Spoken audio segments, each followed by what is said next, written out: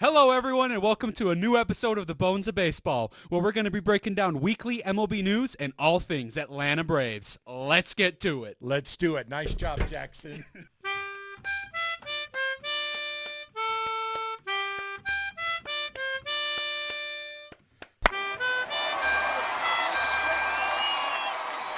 We've been on a hiatus. That's right. There's been Recording. there's been 25 games since our last recording. Our bad. We got lazy. Have there really been 25 games since we last recorded our very first episode? Yes.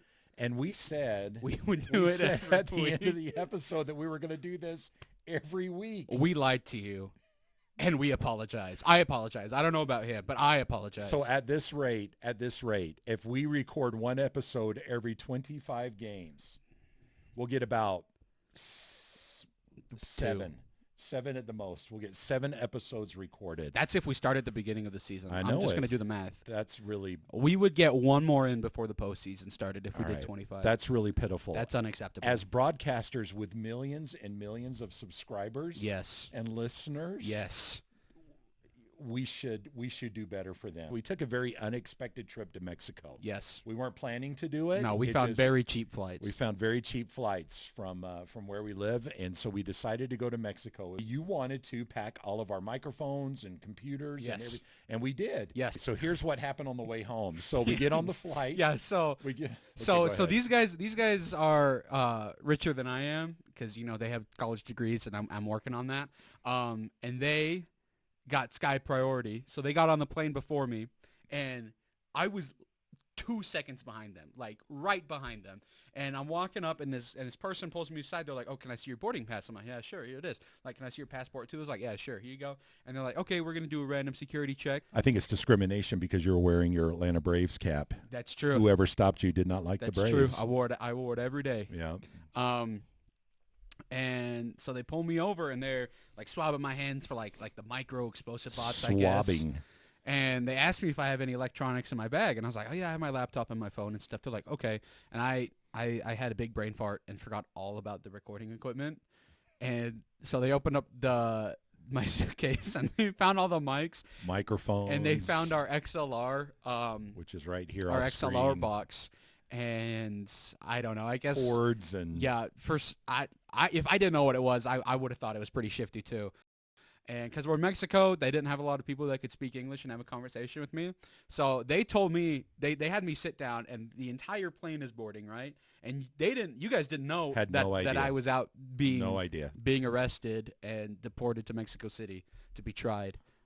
Just kidding, that didn't happen. But it took like 20 minutes for them to bring someone in from across the airport to talk to me about like what I did for a living and what the box was. He like was asking me every question, like, where do you go to school? What are your parents' name? What's your last name? What's your first dog's name? Like all those security questions. We took all of this equipment to Cabo San Lucas with us, and we Yeah. did not even record an episode No. while we were there. The beach was too nice. We could have given such an impression that we were on location, wherever, for whatever purpose, and that we already had funding to travel internationally to do Yes. our broadcast, and we kind of missed that opportunity. What are we going to talk about? Seeing that 25 games have gone by since we last did our episode. Yep. Everybody's been in the dark all Everybody. this time. No one has seen anything Uh-uh. about the Atlanta Braves because we are their only source of information. No. Yes, Yes. we are. So we are going to enlighten you Yes. right now. Take it away, Jack. Well, just looking at the last 25 games, again, sorry about that. We played 25 games total. We had 17 wins and 8 losses. And looking back and just remembering these last couple weeks, I thought it was going to be way worse than that. I thought so too. I When thought you it's- said 17 and Yeah. 8, I'm like, really? I was like, It was that okay? yeah, well, honestly, like kicking the crap out of the Mets and the Yankees, it's always good to beat New York. But absolutely demolishing them for 7 games was a nice way to inflate our numbers. But yeah, like at first we lost 2 to Boston, and then we swept Milwaukee, and then took 2 of 3 from the Angels, and then we lost a series in Chicago. We split a 4-game series in Pittsburgh, so it's kind of rough, and it was a lot of starting pitching issues.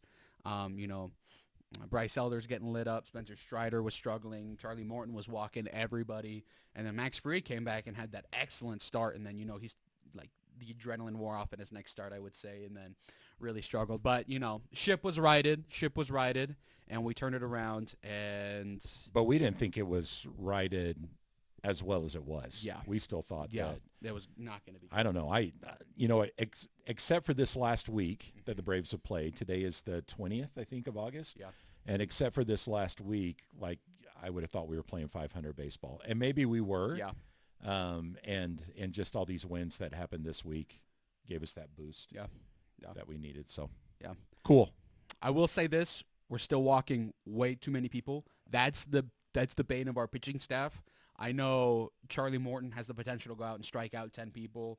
So does Max Fried. Spencer Strider could strike out 27 people in a game, and I wouldn't be surprised. But walks are an issue. That's why we lost our game today. Too many people getting hit by pitches, and then too many people are getting walked by your starters and our bullpen. Our bullpen's elite, but we're just giving too many people free passes, and it's coming back to bite us a lot. We do the same thing. We take good pitches. Sean Murphy got hit like 6 times this last week, and he's scoring a lot of runs because of that. We take advantage of it. We don't want to give those opportunities to other teams, especially looking up. We're going to go play San Francisco again. We're playing L.A. We got a lot of series with Philadelphia. A lot of really good teams. We don't want to give them those opportunities down the stretch. So that's the thing I'd say watch out for. Yeah, we've been talking a little bit, the temptation of going to San Francisco next weekend and watching that. San Francisco is not close to us, but it's one of the closer ones to us. Yeah, the closest one is like still a 9-hour drive. Yeah. So we're isolated. It makes us feel bad. So we actually like the Giants Stadium. We do. It's nice. It's cool. Nice. Yeah, so Dale Murphy, bring one to Salt Lake City. That'd be a lot closer. I mean, it's still like a 5-hour drive, but I'll take it.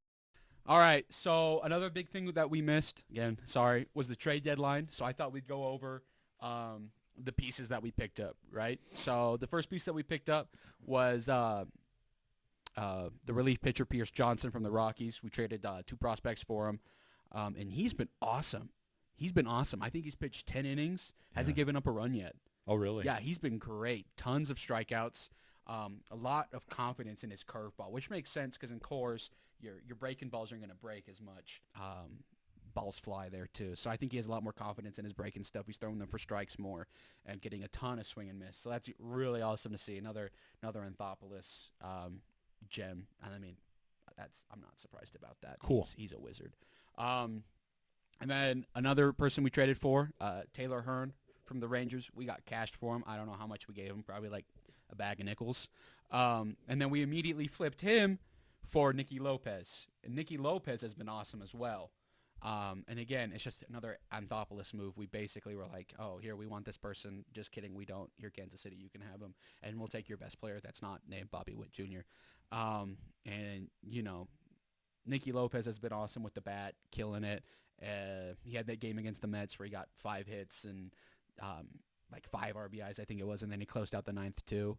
So, sorry, Shohei, you got to move over. This guy's got a 0 ERA. Last big piece that we got was Brad Hand, another guy that we picked up from the Rockies. So we were basically like, hey, we want 2 of your 3 best pieces from your bullpen, and you can't say no to us. And that's basically what happened. We traded a prospect for him. Brad Hand has been he's been all right for us. He's had a couple really good innings, but given up a couple runs. But the thing that I think is really interesting about Brad Hand is he gives us another lefty with A.J. Minter, and then we have Dylan Lee coming back. Mm. And that reminds me of when we won the World Series in 2021 when we had the night shift. We had Will Smith, Tyler Matzik, and A.J. Minter back there in that back end of the bullpen, and how dominant they were against those big lefties that the Dodgers had and the Astros had. Yordan Alvarez, Corey Seager.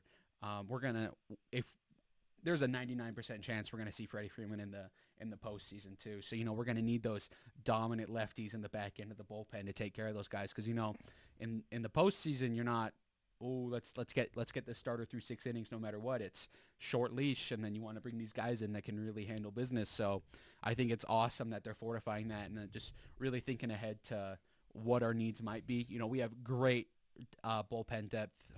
Iglesias, Jimenez, Nick Anderson's coming back. We have Jesse Chavez that's been out for a couple months that can come back and dominate. Just a really, really solid bullpen, and I don't think you can ever have too many arms. Last year showed us that, where our pitching was just absolutely zonked by the time we got destroyed by the Phillies. So it's just really, really good to see that. Thinking ahead. So speaking of Freddie Freeman, Yeah. how worried are you about the Dodgers creeping up on the Braves record? I mean, I'm not worried about the record so much, Yeah. but they went through that span. I think they won 10 Mm-hmm. in a row. Then Yeah. they took a loss, I think, against the Brewers a couple of days ago. But then I It was think the Marlins. They swept the Brewers. They lost to the oh, did Marlins. they? Yeah. Yeah. Okay. But then I think they won again yesterday. I don't know Mm-hmm. how they did today. But what do you think? Are you worried about the Dodgers improving the way that they are? Seem to be putting things together. So the Dodgers are a horse. They can turn it on and be an absolute amazing team. And they have Clayton Kershaw came off the IL, and Kershaw's Kershaw. He's amazing. Just looking at the standards right now, we're 80 and 43, and they are 76 and 47.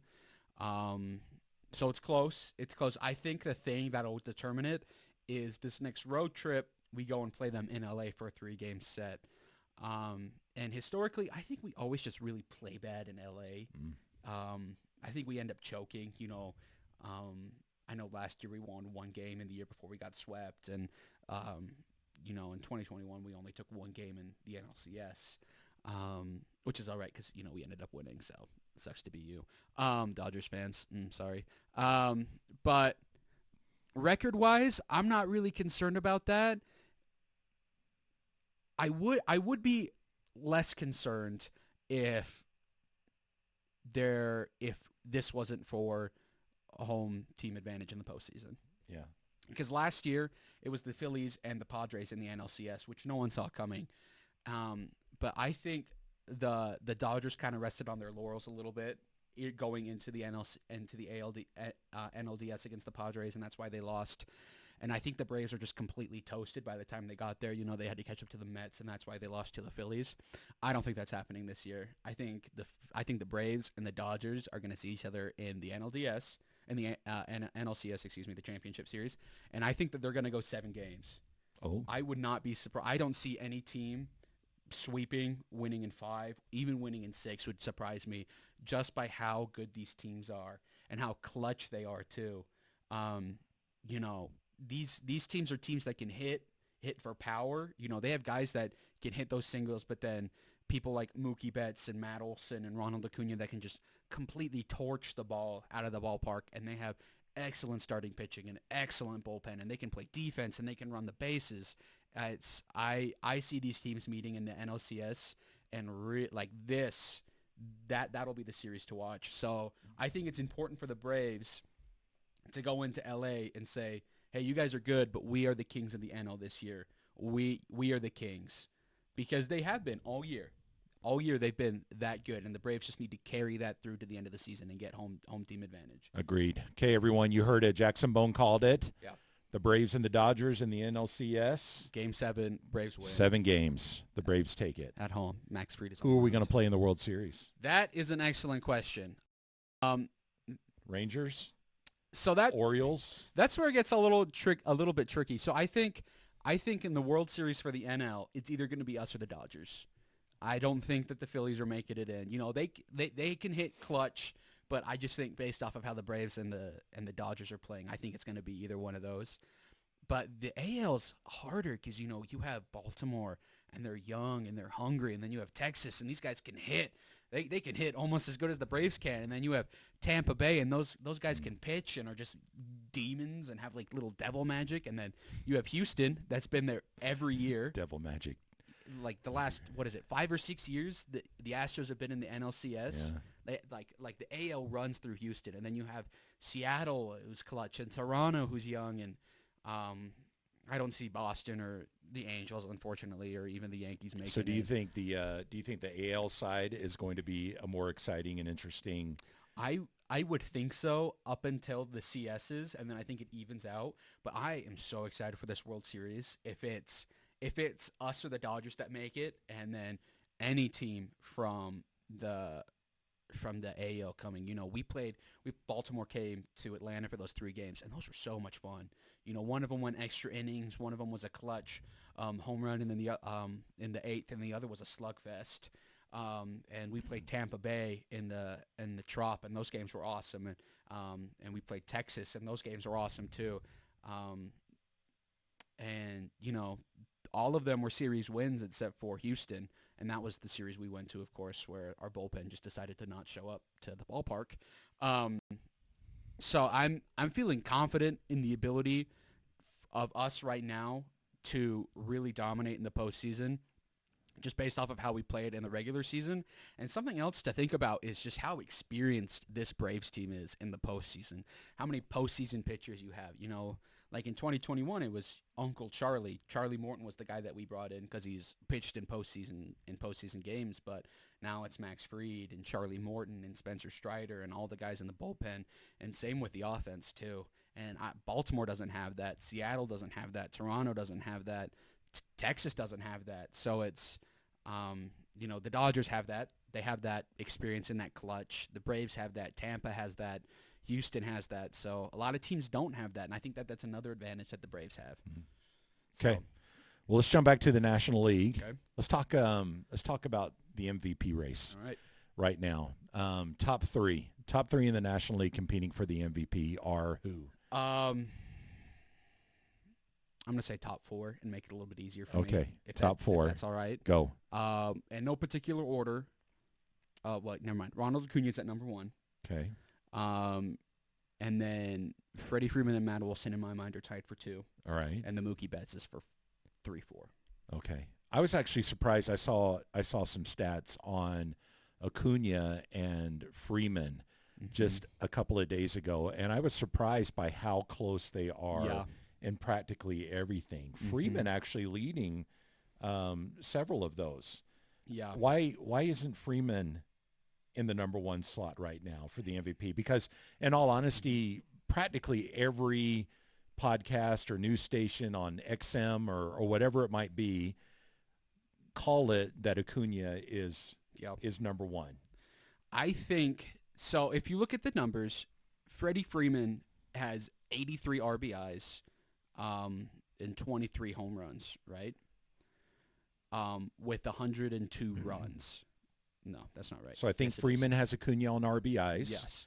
Acuña has Freeman on home runs. Yep. And Acuña has Freeman in runs scored as well. Okay. And stolen bases. I'm not really going to talk about stolen bases, even though the fact that Acuña's going to have a 30-60 season is Why don't you talk about stolen bases? I think it's going to be a big factor, but just for this discussion between Acuña and Freeman, I just want to talk about scoring. Okay. I just thought it was interesting that you brought that up because I heard another person say a few days ago that he doesn't even count stolen bases as part of the argument for MVP. I think you're stupid if you don't. I think you are too. Sorry for whoever said that, but I think you're dumb if you don't, because today we played the Giants. We lost, but we tied the game because Acuña stole second. That was awesome. And then the catcher tried to stole third, tried to throw him out, threw the ball in the outfield, and Acuña scored.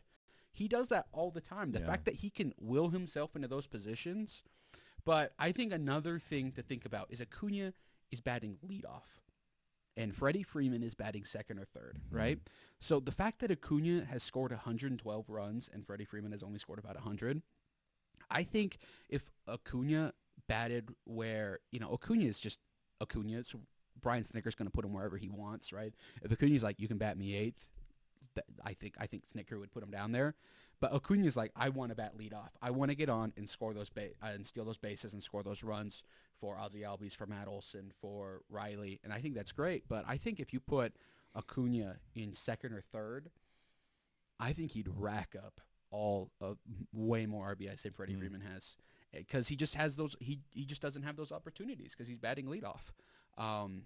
So you think everybody out there right now who's calling Acuña as the MVP, you think they're taking that into consideration? I don't recall that I've heard anyone mention Acuña leading off. Maybe I have, that because he's leading off, he doesn't have the RBIs that some of the other players have. Yeah, I don't know if you really take that into account. I would, just to think, a thought about it. But the fact that Acuña is still beating Freddie Freeman so much in runs scored, and he's completely dominated in stolen bases. I know Freddie Freeman does steal some bases sometimes. I don't know if he's stolen any this year. But he does have a few. I think he had 13 or something like that. It was more than I thought he had. But Acuña's at 70. Acuña has stolen 70 bases this year. Does he already have 70 bases? Yeah, he stole 70 today. Does he really? Yeah. Did he really? That's awesome. So there was a comparison that I heard between Acuna and Matt Olson. Yeah. And in that comparison for RBIs, it was brought up about Matt Olson batting. Mm-hmm. Is he bat cleanup or is he bat five? Cleanup. Cleanup. Yeah. Okay. That with him batting cleanup, there's not as much of an argument between, one having more RBIs than the other one. Yeah. I'm interested to hear your take on this. So when I was listening to one of these broadcasts, they were talking about that at some point the Braves are probably going to slow down some of these players that have played every game all season long. Yeah. Acuna, Matt Olson, used to be Albies, but now he's hurt, right? Yeah. Is there anybody else that's played every? Austin Riley. And Austin Riley. Yep. Okay. So Austin Riley, I haven't heard his name brought up in the MVP race. So looking at Acuna, looking at Freeman, Mookie Betts, and looking at Matt Olson, when you start to give time off to some of these players, let's pretend that it will impact their stats just a little bit. They'll have a little bit fewer home runs, maybe a little bit fewer RBIs, fewer stolen bases, that it might slow that process down. Who would that affect the most by having that time out off and not continuing those stats in crazy fashion? Like who would lose that? Who do you think would lose that opportunity to be MVP by taking some time off between now and the end of the season? I honestly don't know. That's a really, really good question. It's making me think. And the first thing that I think of is that's not going to happen for any of those guys. Because when Freddie Freeman was in Atlanta, he's the one that instilled we play every day for him, for Ronald, for Ozzie, and for Dansby.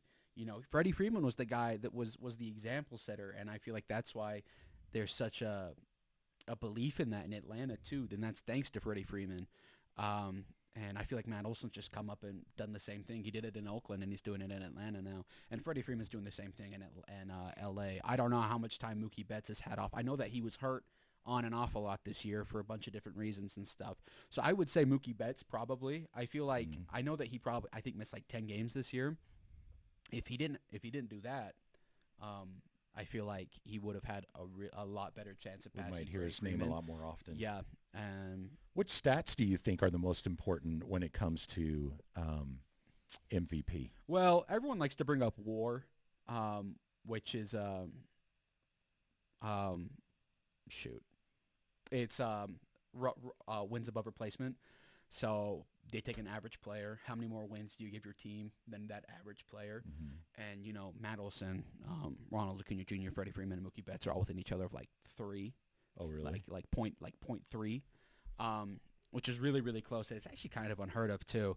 But I think people who say that batting average doesn't matter and RBIs don't matter, people who only look at these advanced stats aren't really looking at the whole picture. I think the stat that used to exist, winning run batted in and stuff. I don't think that that's very applicable too, because if Acuna batted leadoff and then got the first home run and then the Braves shut out, he'd get that winning run winning RBI. So I don't think that is as applicable as just amount of RBIs. How clutch are you? Adam Duvall came up when we traded for him in 2021, and his batting average when people were on base versus when people weren't on base was bonkers. And he led the NL in RBIs that year because he was just that clutch. When people were on base, he would hit. So I think that the fact that all 4 of these players can hit and hit in clutch moments and hit for power and really have the ability to post every day, I think that the reason that Acuna is just that farther ahead of him is because he can run and because he puts himself into those opportunities consistently more than Freddie Freeman, than Matt Olson, than Mookie Betts, just because he has the talent and the tools to do that Matt Olson just doesn't. Matt Olson can't run the way Acuna can, and neither can Mookie, and neither can Freddie. And I think that is why Acuna's the MVP. You're reminding me of something that I think I heard Chipper Jones say, not face-to-face with him. That would be cool. That'd be pretty cool. But if you want to get on here, Chipper, we'll get you another mic. We would love to. We've got time. Yeah. We've got space. Yeah. right here. Right here. We'll put We'll right get here. another table. That's right. Yeah. But I think I heard him say, I don't think I'm deflating this number, but I think I heard him say that if your runs and your RBIs total 200, Yeah. then you've had a really good season. Yeah. And you're a really good ball player, especially for that particular year. When I look at Matt Olson with 97 runs and 108 RBIs, Yep. okay, he's already there, and he's had a great season that way. Despite having batted, where is he? Is he really at 269? Yeah. Boy, he's gotten really hot yeah. lately. Yeah. I heard today that he hasn't hit a home run in 5 or 6 games. Unheard of. But that's excellent. You got to turn it on, Matt Olson. Got to turn it on. I mean, Olson's been hovering around 230, 240 for a majority of the year, so he's had a really good last 3 weeks, despite how poorly we thought the Braves were playing since the All-Star break. Ronald Acuna, he's got 112 runs scored, and he has 74 RBIs. Not quite at the 200 mark there, like Matt Olson is. Comparing it to Riley, Riley has 89 runs, 77 RBIs. So what's that? He's floating around 180-ish for himself. So not as good as Ronald Acuna is. What's Ozzy at? I know Ozzy has a ton of RBIs. Ozzy right now is sitting at 75 runs and 90 RBI. So he's at 165 for his RBI, and so it looks like Matt Olson is winning that stat of adding runs and RBIs together. He's the only one that's over 200. We're calling that the Chipper Braves. Jones stat from now on. The By Chipper the way, Jones stat. We patented that. If you're curious, Freddie Freeman doesn't have that. He's at 102 I was and 83. just about to go check. Wait a minute. Say that again. He's what? At 102 and 83, 102 runs and 83 RBIs. Okay, so he's like, what is that, 185 or yeah, 102, 83, 185. And Mookie Betts isn't either. He's at 101 runs and 186 RBIs, so 187. Right? Wait a minute. Say that again. 101 runs and 86 RBIs. And 86 RBIs. Okay, that is better than Albies. Yeah, but Albies has been hurt for like a week. And it's probably closer to what Riley is at, I think, and maybe even Acuna too. Maybe we'll look at those numbers more carefully, but that's interesting. So of all of those, of the top 4 guys that you think are in contention for MVP, Matt Olson, who I think of the top 3 is probably the least likely to win the MVP. He is the only one right now that when you combine runs and RBIs, which those are the things that win a game. Yep. It's not necessarily home runs. It's not necessarily stolen bases. It is runs, how many people cross that plate, how many people you get across the plate, and yourself. Yeah. And the same thing with RBIs. Runs being the ones you score. Yeah. RBIs being the one that you help other people score. So yeah, I don't know. That's pretty impressive. Maybe that changes my mind just a little bit. I don't know. Yeah, I think it is. I think it's so hard because Freddie Freeman's just that established name, and he is hitting like 330 right now, just absolutely insane. And everyone predicted Acuna to win the MVP coming in and stuff. And I think that the award is most valuable, not best, right? Because I think if it was best, then last year Shohei Ohtani would have won. Because Shohei Ohtani was a better player than Aaron Judge because he's that two-way player, right? Okay. He was a better player, but Aaron Judge was more valuable to his team. And we saw that especially this year with the Yankees' offensive stats when Aaron Judge played and when he didn't, right? But where would the Braves be without Olson, scoring-wise, right? I think he's a better scorer, offensive player than Ronald Acuna Jr. is. I think he's a better offensive player than Freddie Freeman and Mookie Betts are. I think that is just undeniably with the stats this year. You can't really compete. He has 10-plus more home runs than the closest person and 20-plus more runs and RBIs than the next closest person. But I think what Ronald Acuna Jr. and what Freddie Freeman, I think Olson is more valuable than Mookie Betts, but I think what Freddie Freeman and Ronald Acuna Jr. bring to their respective teams is more valuable than what Matt Olson brings to the Braves.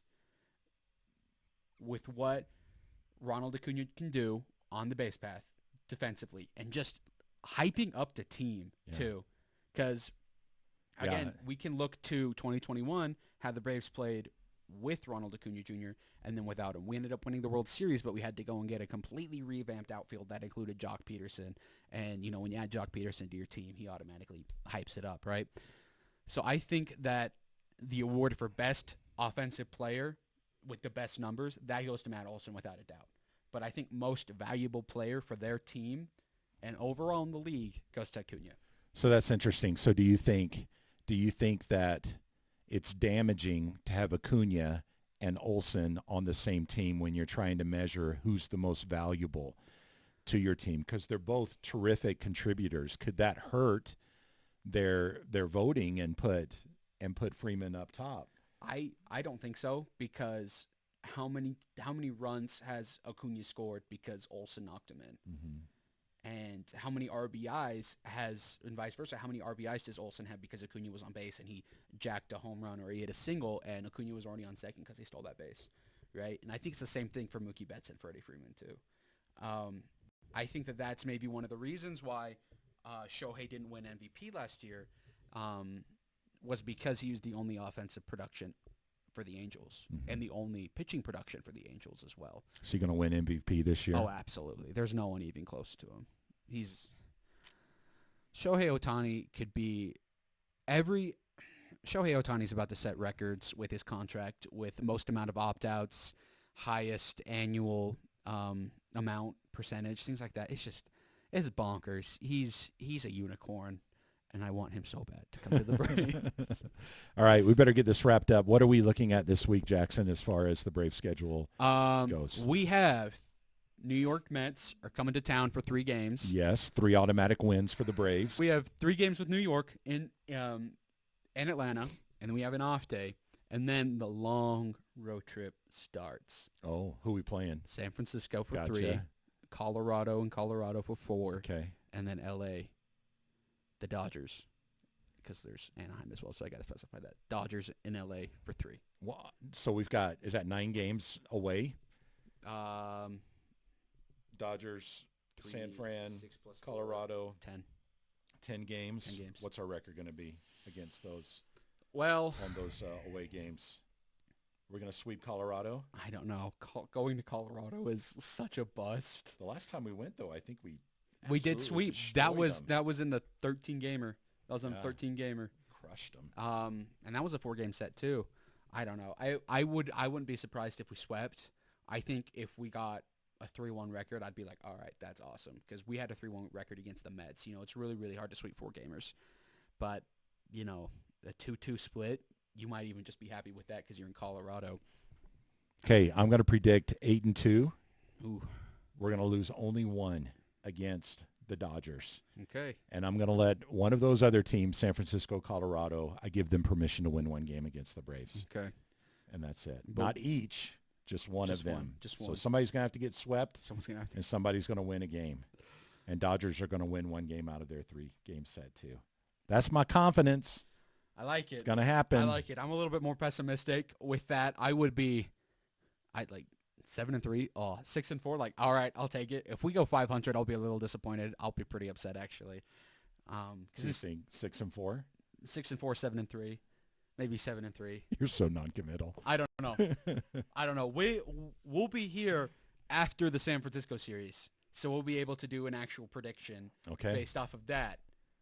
Okay, Based off of that. we'll know at that point Yeah. whether Colorado has an opportunity to win 1 of their 3 games, Or none of their 3 or games. none of their 3 games, if San Francisco wins 1. Yeah. Okay, well, awesome. That sounds great. Well, that's all we have time for today. If you enjoyed our show, make sure that you like us and even subscribe. And we'll see you again next week. Chop on.